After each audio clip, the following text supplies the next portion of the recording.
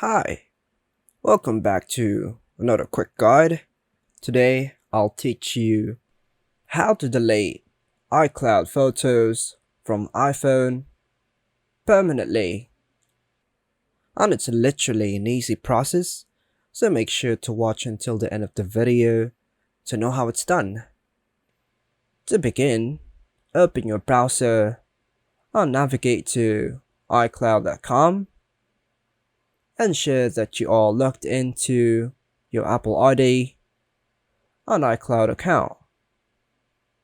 Once logged in, scroll down to locate the Photos section and wait for it to load completely. Click OK to proceed.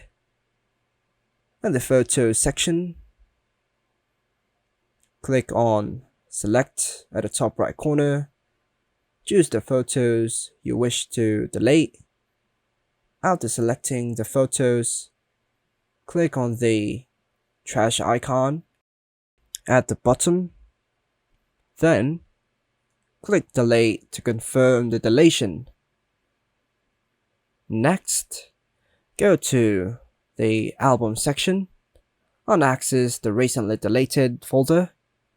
In this section, click on Select at the top right corner.